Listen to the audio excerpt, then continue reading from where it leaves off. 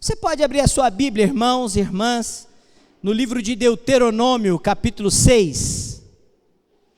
Deuteronômio, capítulo 6. Nós vamos ler do verso 1 até o verso de número 9. Deuteronômio, capítulo 6, do verso 1 até o verso de número 9. Deuteronômio é o quinto livro da Bíblia. Faz parte do Pentateuco, livro de Moisés. Deuteronômio 6, a partir do verso 1. Você encontrou? Eu repito bastante porque eu quero que você encontre e quero que você acompanhe a leitura. Deuteronômio, capítulo 6, a partir do verso 1, diz assim a palavra do nosso Deus. Estes, pois, são os mandamentos, os estatutos e os juízos que mandou o Senhor teu Deus, se te ensinassem para que os cumprisses na terra que passas para possuir. Para que temas ao Senhor teu Deus e guarde todos os seus estatutos e mandamentos que eu te ordeno, tu e teu filho, e o filho de teu filho, todos os dias da tua vida, e que teus dias sejam prolongados. Ouve, pois, ó Israel, e atenda em cumprires, para que bem te suceda e muito te multipliques na terra que mana leite e mel, como te disse o Senhor Deus de teus pais. Ouve, Israel, o Senhor nosso Deus é o único Senhor. Amarás, pois, o Senhor teu Deus de todo o teu coração, de toda a tua alma e de toda a tua força. Estas palavras que hoje te ordeno estarão no teu coração. Tu as inculcarás a teus filhos, e delas falarás assentado em tua casa, e andando pelo caminho, e ao deitar-te e ao levantar-te. Também as atarás como sinal na tua mão, e te serão por frontal entre os olhos. E as escreverás nos umbrais da tua casa e nas tuas portas. Até o versículo 9, vamos orar mais uma vez? Senhor, que privilégio abençoador estar com o teu povo esta noite, e debruçarmos sobre a tua palavra. Ilumina-nos, Senhor, com o teu Santo Espírito, para compreendermos o que lemos, e aplicar de uma maneira prática e verdadeira, tal ensinamento em nossas vidas. Que as nossas casas, que as nossas famílias sejam conduzidas pela tua palavra. Em nome de Jesus, o Senhor da palavra. Amém.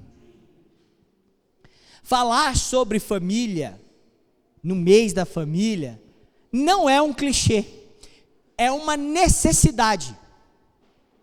Nós vivemos dias em que a compreensão das pessoas sobre a vida espiritual da família, ela tem sido vista com declínio. E muitos pais conversam comigo se sentindo derrotados, fracassados na vida espiritual da sua família. Essa também é uma preocupação. Eu me preocupo com os meus filhos, com a vida espiritual da minha casa. E temo, no sentido de que minha família não sofra prejuízo espiritual, que eles sejam conduzidos. Essa é uma preocupação importante. Hoje à noite, eu gostaria de expor Deuteronômio 6, de 1 a 9, nos fazendo entender que a nossa casa, a nossa família, ela é a esfera do agir de Deus entre o seu povo, para o fortalecimento da igreja, para o fortalecimento do povo de Deus. No contexto de Deuteronômio, no versículo 1, até o versículo 3, Deus está dizendo para o seu povo: olha, eu vou conduzir vocês, estes mandamentos, esses estatutos, é para conduzir vocês à terra que eu prometi, é para que vocês guardem isso lá na terra prometida. Deuteronômio é um livro que repete as leis, uma repetição da lei de Deus. Mas não é apenas uma repetição porque alguém não prestou atenção. É a repetição no sentido de que agora vocês entrarão lá na terra e vocês precisam renovar a aliança com Deus, lembrando dessas leis, cumprindo estes mandamentos. O livro de Deuteronômio é um livro escrito para o povo usá-lo na terra prometida. O objetivo de Deuteronômio é que ele sirva com o propósito de renovar, de reavivar o compromisso da aliança com Deus, lá na terra que Deus prometeu colocá-los. Fantástico isso, não é? E quando nós falamos de aliança, nós falamos de um pacto que Deus fez com Abraão e com a sua descendência. Com Abraão e com os seus filhos. Você é filho de Abraão? Tem uma musiquinha que cantávamos na igreja, depois o padre Marcelo gravou, a gente parou de cantar. Pai Abraão tem filhos, muitos filhos ele tem, eu sou um deles, você também é? Você é judeu? Hebreu? Semita? Por que nós somos filhos de Abraão? Pela fé em Cristo Jesus fomos enxertados neste povo, fazemos parte deste pacto, que foi renovado na nova aliança em Cristo. Nós somos o povo da aliança com Deus. Por que isso é importante? Porque Deuteronômio está falando, olha, isso é para que vocês cumpram lá na terra prometida.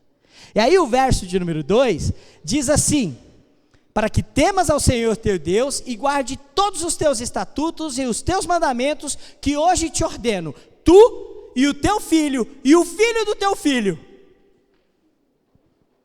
Tu e o teu filho e o filho do teu filho. O que Deus tem para o seu povo, tem para os nossos filhos. Tem para a nossa casa, para a nossa família. O que Deus tem para o seu povo não é exclusivo a uma geração. E Deus está alertando o povo de Israel a este dever, a este pacto, a esta aliança. E por isso, irmãos, eu gostaria de propor o seguinte tema: como eu posso transmitir o amor a Deus para os meus filhos? Como eu posso transmitir o amor de Deus, o amor da fé salvadora, da graça, para os meus filhos, para a minha casa? Eu queria destacar 2 princípios que aparecem em Deuteronômio. Há muito mais princípios aqui, mas eu apenas, essa noite, gostaria de destacar 2. O primeiro é que não trata só dos seus filhos, trata de você e do seu coração. O versículo de número 4, Deus chama a atenção do povo, convidando-os, exortando-os, convocando-os a ouvir.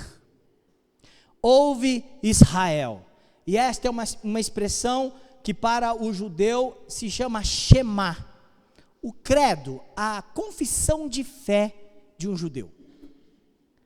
Deuteronômio 6, de 4 a 9, é o credo do povo de Israel. Para que você possa ter ideia da importância disso para o povo de Deus, significa a verdade fundamental para o povo de Deus. A verdade fundamental da fé do povo de Deus. A verdade suprema que o povo de Deus precisava guardar e transmitir. O Shema. Por isso é tão importante para o povo de Israel. Deuteronômio 6.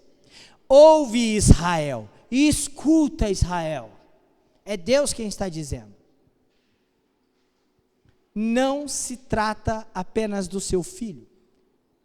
Se trata do seu coração com o Deus da aliança. Em primeiro lugar, porque Deus é um só. O Senhor nosso Deus é o único Senhor. Mas aquele povo estava para entrar numa terra, a terra dos cananeus, terra de povo idólatra. Terra de povo que desconhecia o Senhor, que não temia o Senhor. Terra de povo que fazia o que o seu coração mandava. E segundo João Calvino, o coração do homem é uma fábrica de ídolos. Não se esqueça, meu povo, que o Senhor nosso Deus é o único Senhor. Fala do monoteísmo de Israel, do Deus único, e do seu senhorio sobre este povo.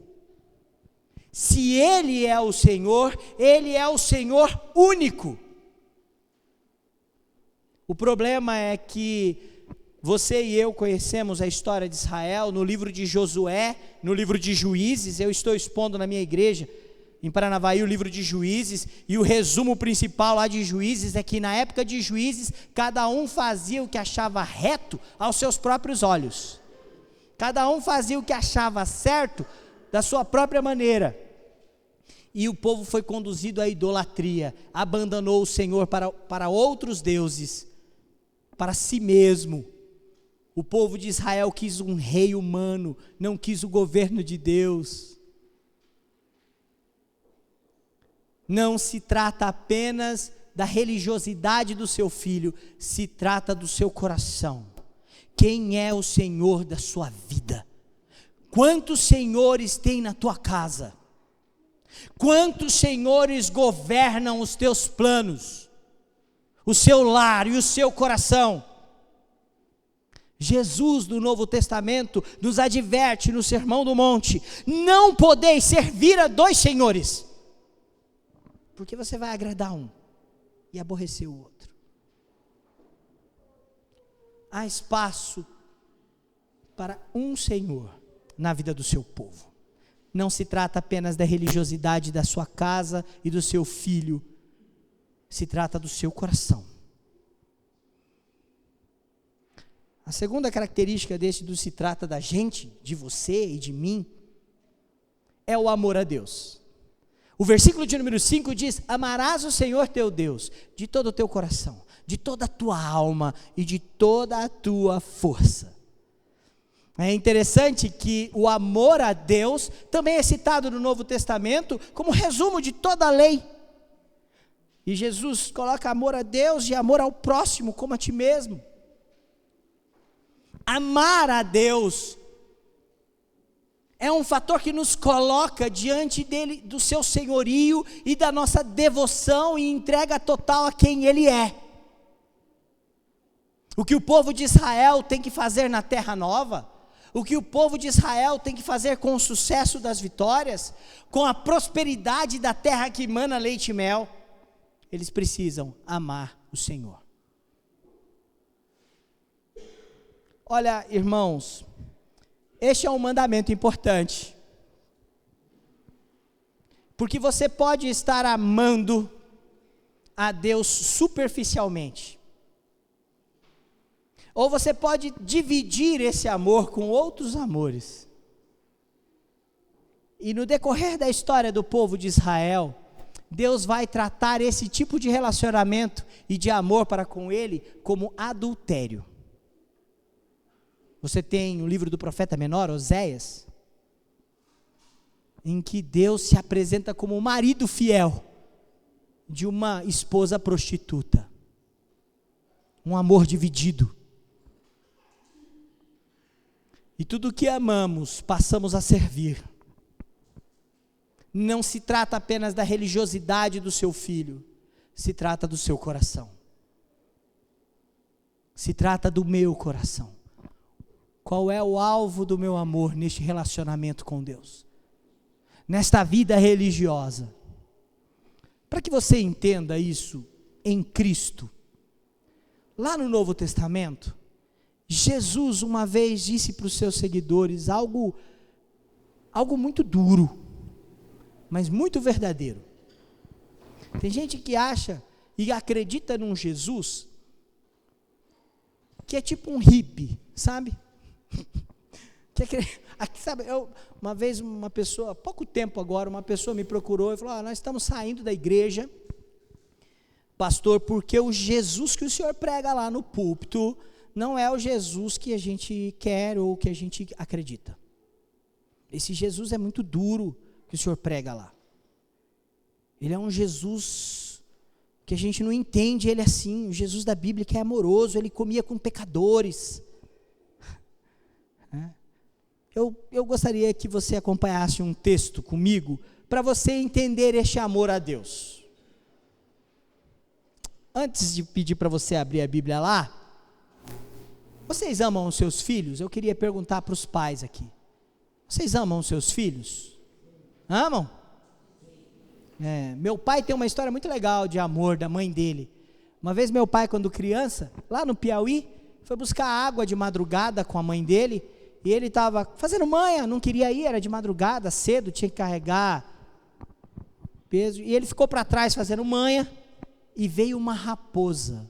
Ela saiu da caatinga, e a raposa estava com raiva, doente, ela estava louca, e espumando pela boca, ela pulou em cima do meu pai, e meu pai com as mãozinhas estendeu, e ela mordeu as mãos, e meu pai começou a gritar, quando de repente aparece alguém e sufoca pelo pescoço aquele animal selvagem, e o mata com as mãos. Era minha avó, Auri. Para quem conheceu, uma senhora mirradinha, pequena, frágil. O que uma mãe pode fazer pelo seu filho, por amor? Há alguns anos atrás, 10 anos, eu me lembro de uma família que viajou para a Austrália, e alugaram bicicletas num parque na Austrália, e o menino de 6, 7 anos, perdeu o controle da bicicleta e caiu dentro do rio, e lá tinha um alligator, um crocodilo, de 6 metros, eu fico pensando, quem foi lá medir, né? Mas o relato do Fantástico é que o crocodilo tinha 6 metros, uma bocona, Felipe, e ele pegou o menininho, e o que os pais fizeram? Pularam dentro do rio, lutaram com o crocodilo, e salvaram a vida do filho. Depois eles deram entrevista, todo estrupiado, lembram dessa reportagem? A mãe estava toda arrebentada, rapaz, os braços tudo rasgado, o pai internado, a mãe internada, e eles lutaram. O que você poderia, por amor, fazer pelo seu filho? Você faria muita coisa, com certeza você lutaria com uma raposa, e você enfrentaria crocodilos pelo seu filho, porque você o ama, não é isso? Mateus, Evangelho de Mateus, capítulo 10, verso 37. Você ama seu pai? Aqueles que não têm filhos, ama, Ana? Você ama seu pai e sua mãe? Mamadi está sentindo falta de você lá? Mamadi já chorou porque você não está em casa e tal? Vai para a tua casa? Ei, João. Você gosta da sua mãe e do seu pai? Eu quero que você ouça com atenção, porque é Jesus que está dizendo, o mesmo Jesus amoroso, o mesmo Jesus manso, o mesmo Jesus que nós vemos como pacífico, que é o Jesus bíblico, o único Jesus verdadeiro. Olha o que ele diz sobre amá-lo. Presta atenção. Verso 37. Mateus 10, 37. Quem ama seu pai ou a sua mãe mais do que a mim, não é digno de mim. Quem ama seu filho ou sua filha mais do que a mim, não é digno de mim. Verso 38. E quem não toma a sua cruz e vem após mim, não é digno de mim. Eu sei que hoje eu estou falando sobre transmitir o amor de Deus para os seus filhos, mas não se trata só da religiosidade deles, se trata do meu e do seu coração, para com Deus, o nosso Senhor, que é Deus único. Não há espaço para outro Senhor, e não há espaço para outro amor. E é Jesus quem está dizendo essas palavras: não ame mais o seu filho do que a mim, porque você não vai ser digno desse relacionamento de amor. Esses dias no aniversário do Pedro, nós fizemos um churrasco, lembra, né, Pedro? E comemoramos, e eu li esse versículo. E eu preguei para o meu filho e para as crianças que ali estavam, e espero que eles guardem essa mensagem no coração. Meus filhos precisam olhar e ver, e eu preciso entender que Deus é o meu amor maior, e precisa ser o meu maior amor, porque Ele pode fazer o que eu não posso fazer pelos meus filhos. Você pode matar uma raposa por ele, você pode abrir a boca de um jacaré, mas você não pode salvá-lo do inferno, você não pode redimi-lo, só Jesus pode. E o versículo, voltando para Deuteronômio, amarás o Senhor teu Deus com todo teu coração, toda a tua alma, toda a tua força, coração, alma e força, e sempre a palavra toda, para mostrar intensidade, mas intensidade integral, todo o coração, toda a alma, toda a força, é a integralidade com intensidade. Eu amo a Deus. Não se trata só da religiosidade do seu filho, se trata do nosso coração. Verso de número 6, terceiro princípio aqui dessa questão.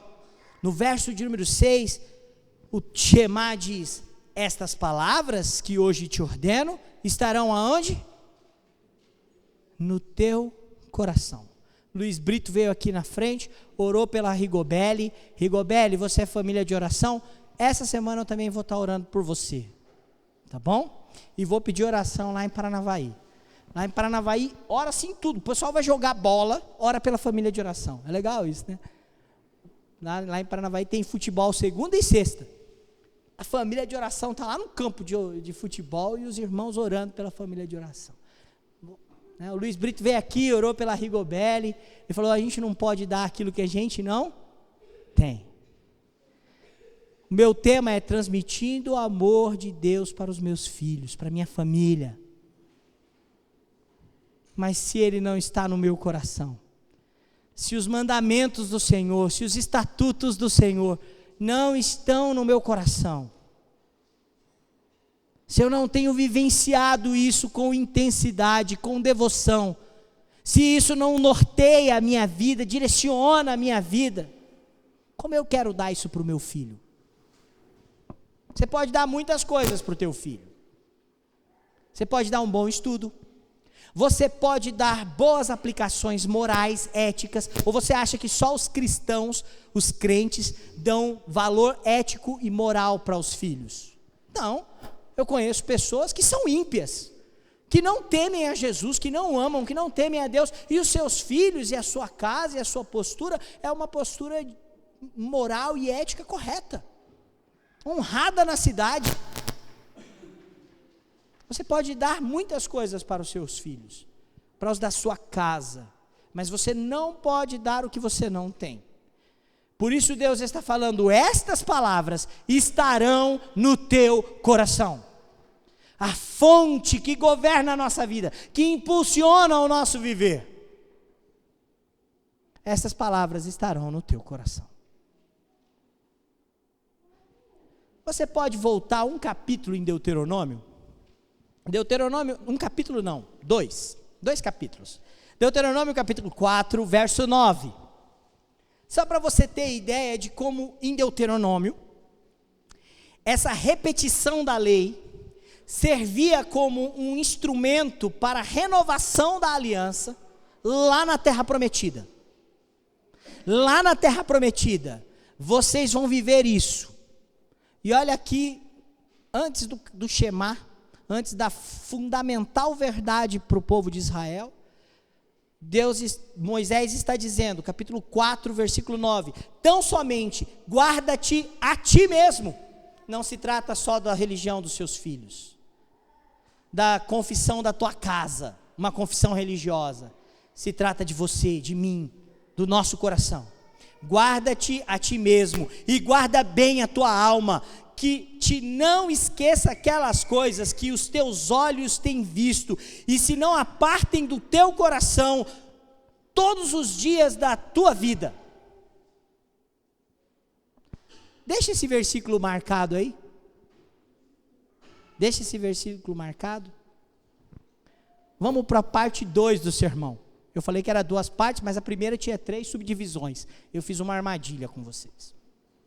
A segunda está lá a partir do verso 7. Deixa o versículo 9 lá marcado do capítulo 4.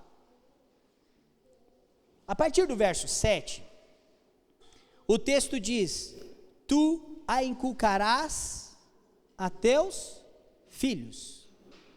Tu a inculcarás aos teus filhos. Primeiro é com a gente. Primeiro é o nosso coração. Quem é o Senhor? Um só. Este senhorio me leva a um relacionamento integral de amor. Eu guardo isso no meu coração para impulsionar a minha vida. Então agora, eu vou dar o que eu tenho. Eu gosto de Pedro e João na porta do templo formoso, na porta formosa do templo, para o mendigo, para o aleijado. E Pedro diz: não tenho ouro, não tenho prata, mas o que eu tenho, eu te dou. O que João e Pedro tinham? O poder da cura. Eles eram milagreiros, mas o homem foi curado. O que Pedro e João tinham para oferecer? O Evangelho. O Evangelho. E o Evangelho é suficiente. A palavra de Pedro e João, em nome de Jesus de Nazaré, levanta e anda. Como eu disse, você pode dar muitas coisas para o seu filho, mas a principal delas é o Evangelho. Sabe por quê? Romanos, capítulo 1, verso 16, Paulo diz: eu não me envergonho do Evangelho, porque é poder de Deus para a salvação, tanto de judeus quanto de gregos. Eu não me envergonho do Evangelho, porque é poder de Deus. Tu inculcarás aos teus filhos. É uma expressão agressiva aqui. A palavra inculcar é fazer entrar na cabeça. É agressivo, sabia disso? Nós, como pais, nós temos um espírito protecionista dos nossos filhos. Nós queremos que eles sejam preservados, e nós os amamos. Afinal de contas, mataríamos raposas e enfrentaríamos crocodilos. Mas o fato é que eu e você precisamos aprender a olhar para os nossos filhos como pessoas que precisam receber o Evangelho que nós recebemos. Eles são o nosso campo missionário. Mas nós temos a tendência de olhar para eles tão fofos, tão lindos. Eu olho para Isabela, minha filha, e eu me lembro de Dostoiévski. A beleza salvará o mundo. É linda demais. Puxou para a mãe, mas tem o charme do pai.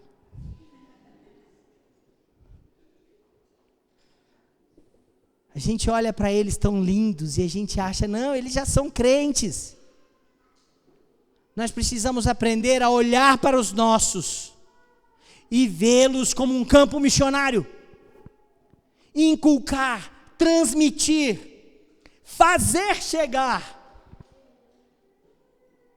E meu irmão, minha irmã, este era o propósito de Deus para o povo de Israel.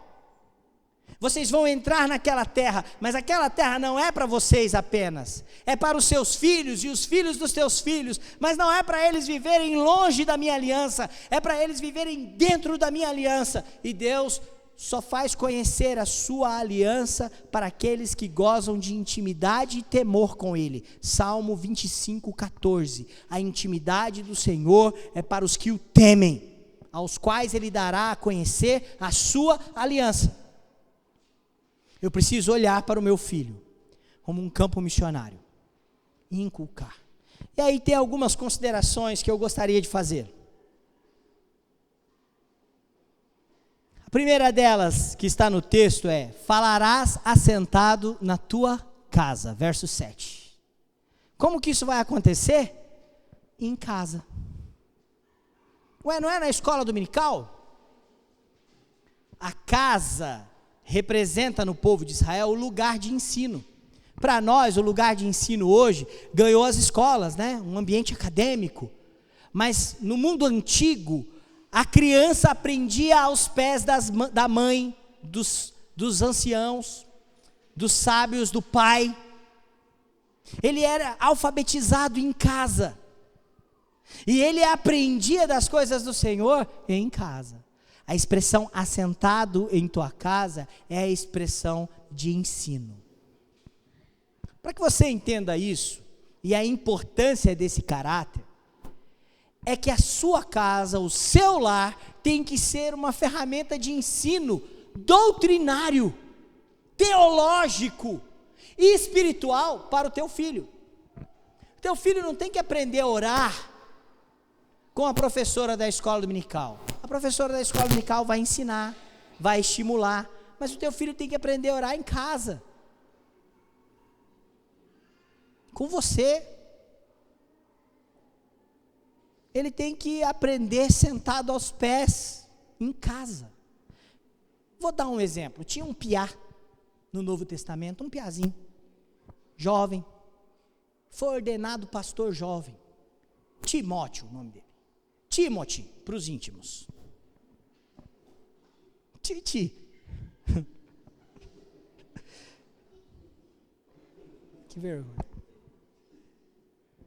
Paulo escreve 2 cartas para ele, e este rapaz, jovem pastor, tem um papel tão importante na igreja, e Paulo está escrevendo para ele. E eu quero convidar você para ver uma coisa muito interessante que Paulo escreve para ele. Você pode abrir a sua Bíblia em 2 Timóteo 3, verso de número 14 e 15. 2 Timóteo, Novo Testamento, 3, 14 e 15. Olha o que Paulo vai falar para Timóteo, o jovem pastor. Olha o conselho. Tu, porém, verso 14, 2 Timóteo,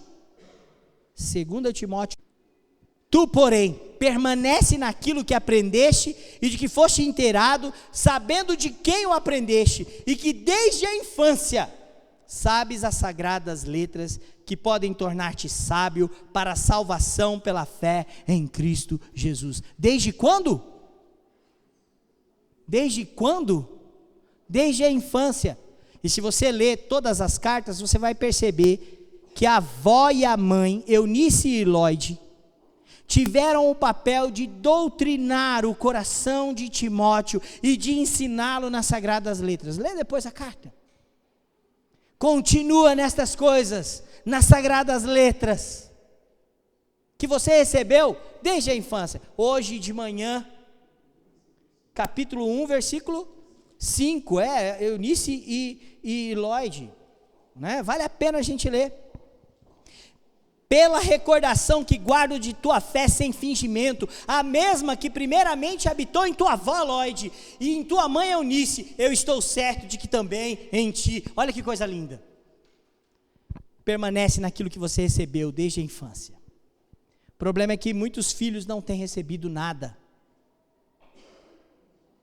porque os seus pais pensam em alvos missionários distantes, mas não olham os seus filhos como aqueles que precisam receber a instrução do Evangelho, e isso se faz em casa. Irmãos, irmãs, é com temor que eu trago isso. E hoje pela manhã eu vi as fotos do batismo da Júlia. Que momento feliz, que bênção, não é? O batismo não a salvará. O batismo não a livrará de nenhum tipo de infortúnio ou sofrimento na vida. Ele não tem esse poder místico. Ele é um sinal da aliança que o povo de Deus vive, de um relacionamento de amor com Ele, pactual. E a Júlia precisa aprender a amar a este Deus. E como ela vai aprender? Em casa. Papai e mamãe. Lendo a Bíblia com ela. Não é isso? Os pais prometem, renovam este pacto quando vão batizar. Lendo a Bíblia com ela, lendo a Bíblia para ela e ensinando ela a ler a Bíblia. Orando com ela, orando por ela e ensinando ela a orar. Servindo com ela ao Senhor, servindo com ela na igreja e fazendo ela servir ao Senhor na igreja. Isso se aprende em casa. Claro que muitos, pela graça de Deus, recebem isso e são alcançados por isso posteriormente.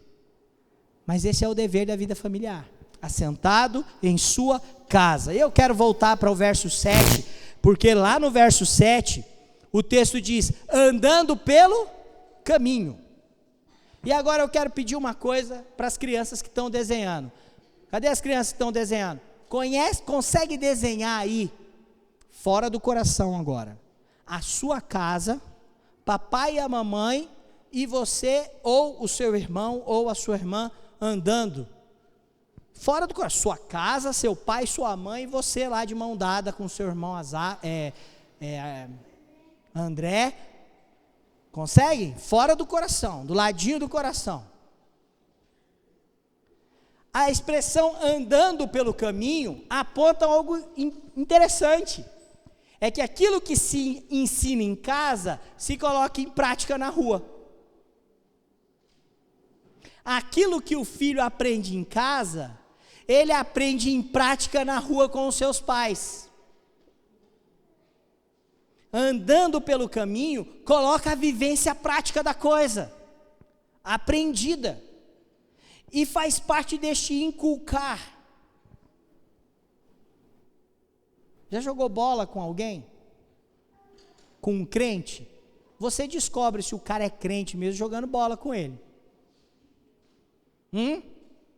Não é não? Aí o filho vai jogar bola com o pai. Na igreja, oh aleluia, né? E em casa, você tem que fazer isso, você tem que fazer aquilo, você tem que fazer isso. No futebol, um cavalo. Um animal. Quase um Edmundo. Não é? Aí a criança sai para dirigir com o pai. Não, perdão, falei tudo errado. A criança sai com o pai dirigindo. Hoje eu fui chamado a atenção no trânsito, vindo para cá. Um sinaleiro lá, muito doido em Paranavaí. Eu levei um pito, né?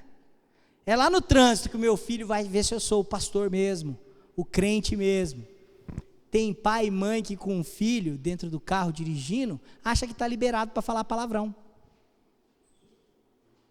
Acha que está liberado para agir com violência no trânsito. E tem gente, lembra de um desenho do Pateta?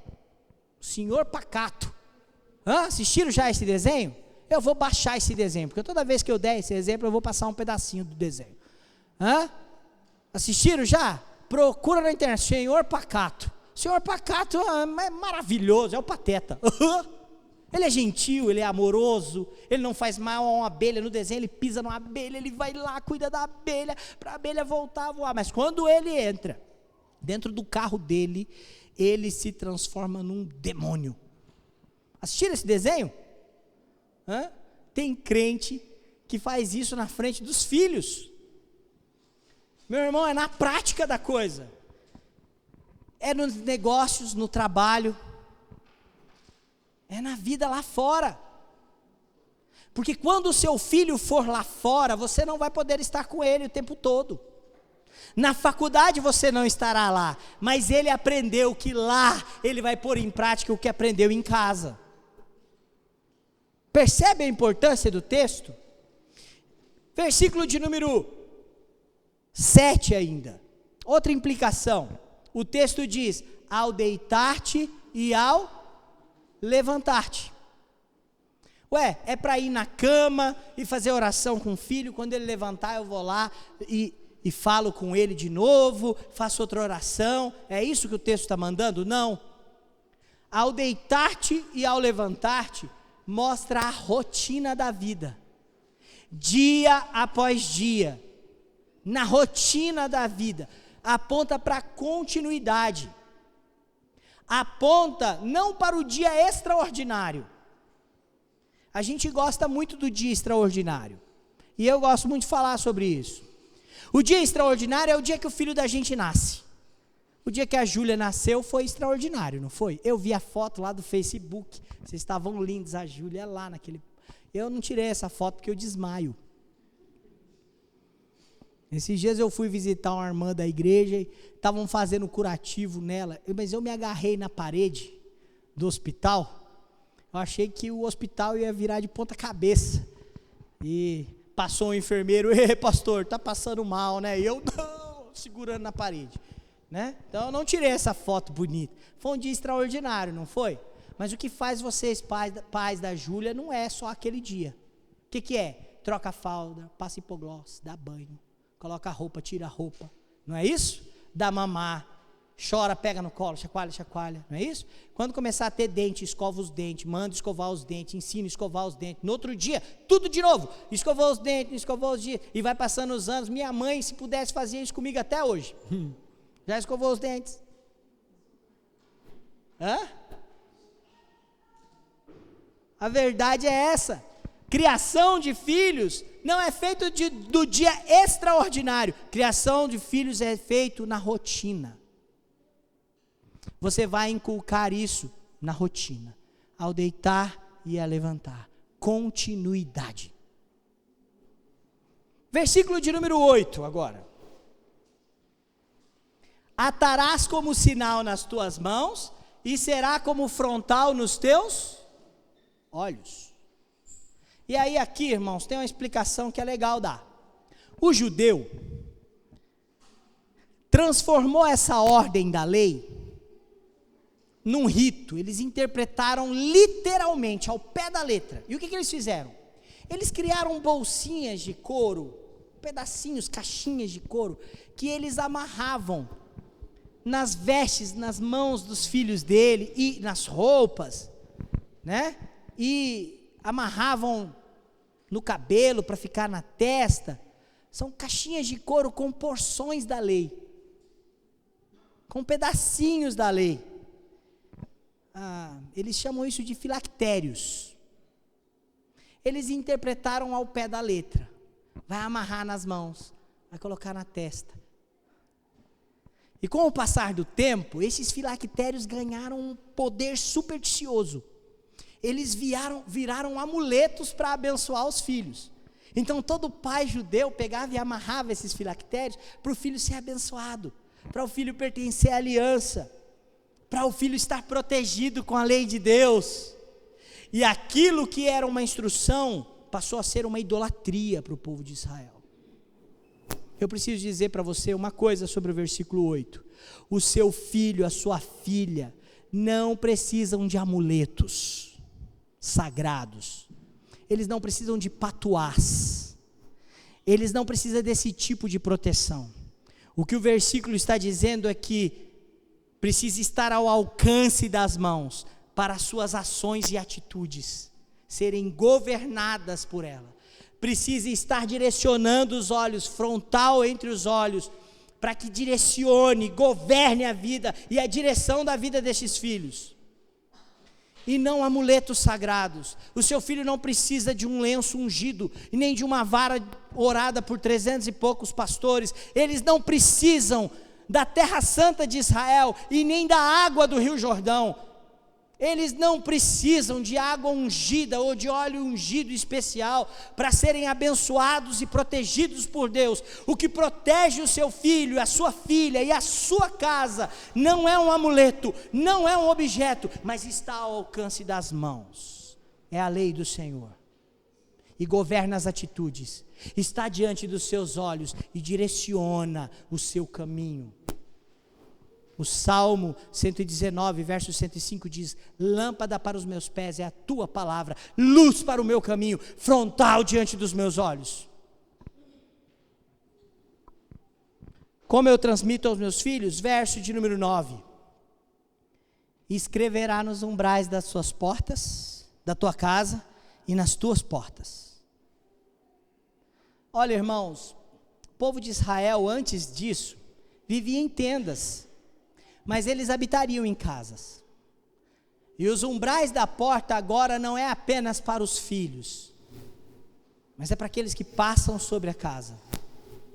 É para aqueles que vão entrar na casa. É aqueles que passam sobre ela. E há uma referência aqui também às portas da cidade.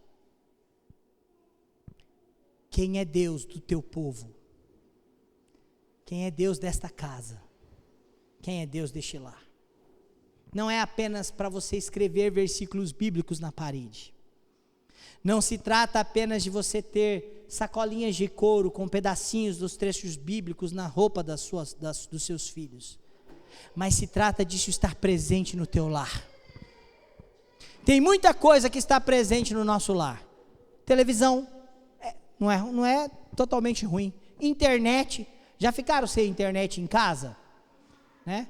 Uma vez conversando com o Leandro Estela, ele falou: quando acaba a internet na casa do sujeito, pastor, ele entra em desespero. Pode acabar a água, pode acabar a luz, mas não pode acabar a internet. Tem que ter internet. Esses dias deu um problema técnico lá na internet de casa, eu cheguei em casa, o Pedro estava desesperado. Papai, acabou a internet, dá um jeito. Eu estou a tarde inteira sem internet. Né? Muita coisa não pode faltar na sua casa, irmãos. Você não quer que falte para os seus filhos. Netflix, comida boa, né? Leite, já imaginou faltar leite para o seu filho? Deus o livre, coisa triste, não é? Você não quer que falte blusa de frio, vai chegando o inverno, você começa a medir, porque criança é assim, né? Chega o inverno, você mede as blusas de frio, parece que elas encolheram.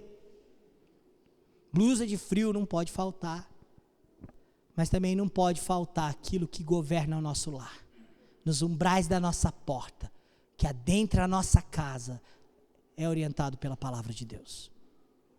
Você lembra que Jesus disse: aquele que ama mais o seu pai e sua mãe do que a mim não é digno de mim? Aquele que ama mais o seu filho ou a sua filha do que a mim não é digno de mim? É o Jesus que nos convida a ir para a cruz.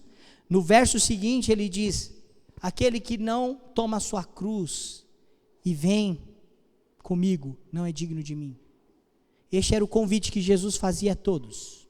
Se alguém quer vir após mim, a si mesmo se negue. Dia a dia tome a sua cruz e siga-me. O seu filho só estará seguro se ele também morrer com Cristo na cruz dele. Se ele também estiver unido com Cristo nesta cruz. O caminho da cruz não é só para os adultos, é para os nossos. E ele deve ser trilhado pela nossa casa. E viver a aliança com Deus, do batismo, da profissão de fé e da vida cristã, inclui esta caminhada com eles. Deus ia colocar o povo na terra prometida. Mas olha, não se trata só da geração futura, se trata do seu coração agora, para que eles tenham. Eu desejo que Deus tenha misericórdia de nós.